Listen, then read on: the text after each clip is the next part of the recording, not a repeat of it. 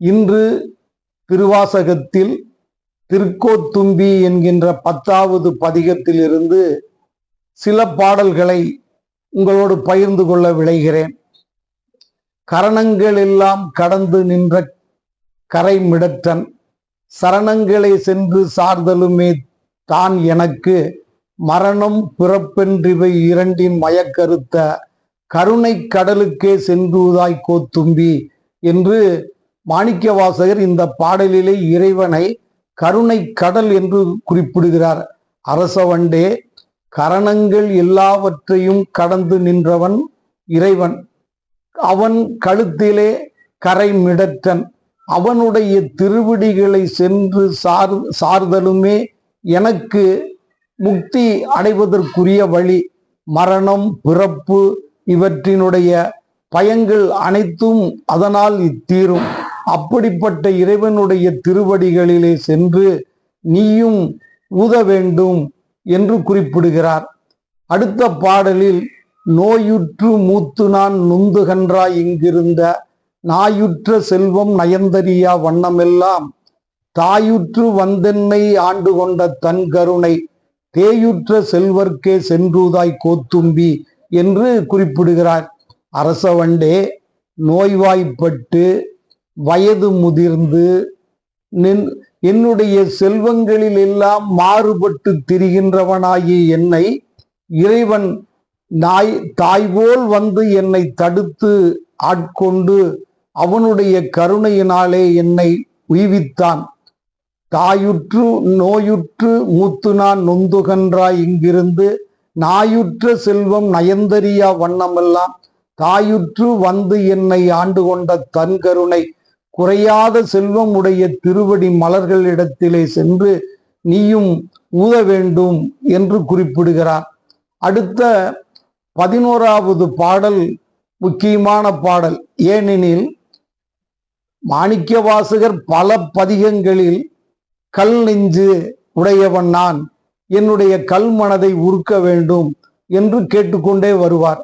அப்படி வருகின்ற மாணிக்கவாசகர் இந்த பாடலிலே வன்னஞ்ச கல்வன் மனவழியன் எண்ணாதே கல் நெஞ்சுருக்கி கருணையினால் ஆண்டு கொண்ட அன்னம் திளைக்கும் அணிதில்லை அம்பலவன் பொன்னம் கடலுக்கே சென்றுதாய் கோத்தும்பி என்று குறிப்பிடுகிறார்.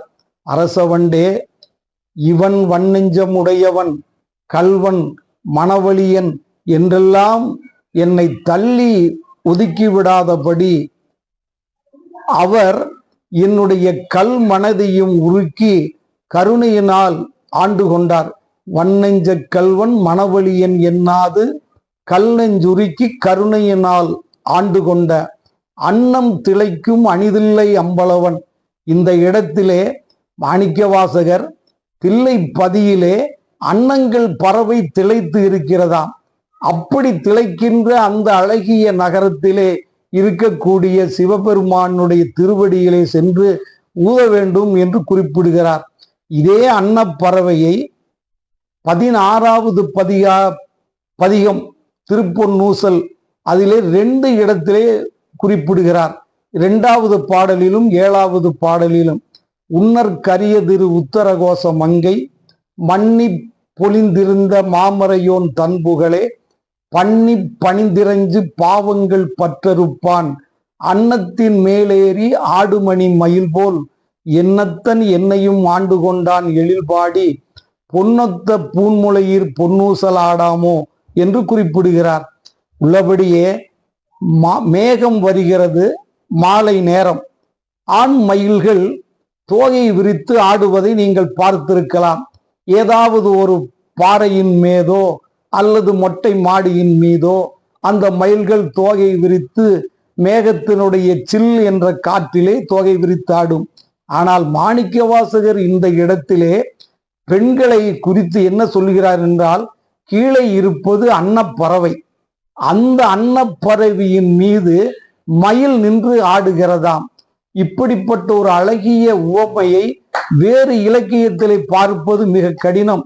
திருவாசகத்தை நாம் பக்திக்காக படிப்பதாக இருந்தாலும் கூட அதிலே மாணிக்கவாசகர் கையாண்டு இருக்கக்கூடிய அந்த நுட்பத்தையும் நாம் அறிய வேண்டும்.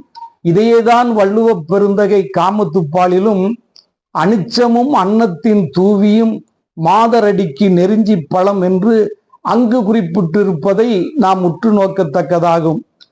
அதற்கடுத்த பாடலிலே நாயேனை தன்னடிகள் பாடுவித்த நாயகனை பேய் எனதுள்ளம் பிழை பொறுக்கும் பெருமையனை சீயேதும் இல்லாதன் செய்பணிகள் கொண்டருளும் தாயான ஈசர்க்கே சென்றூதாய் கோத்தும்பி என்று குறிப்பிடுகிறார். அதாவது இந்த பாடலிலே நாயான தன்னடிகள், தான் நாய் போன்ற இழிந்த என்னையும் அவனுடைய திருவடிகளை பாடுமாறு இறைவன் செய்தான். அது மட்டுமல்லாமல் என்னுடைய திரு தொண்டினையும் அவன் ஏற்றுக்கொண்டான்.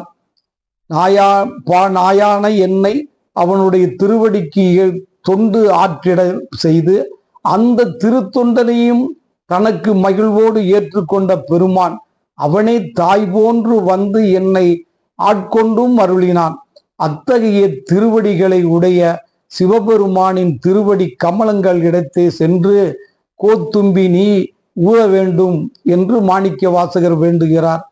நாயேனை தன்னடிகள் பாடுவித்த நாயகனை பேய் எனதுள்ளம் பிழை பொறுக்கும் பெருமையனை சீயேதும் இல்லாதன் செய்பணிகள் கொண்டருளும் தாயான ஈசர்க்கே சென்றூதாய் கோத்தும்பி என்று நிறைவு செய்கிறார்.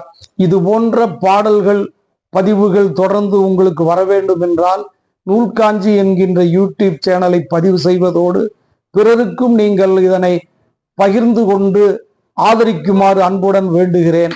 நன்றி, வணக்கம்.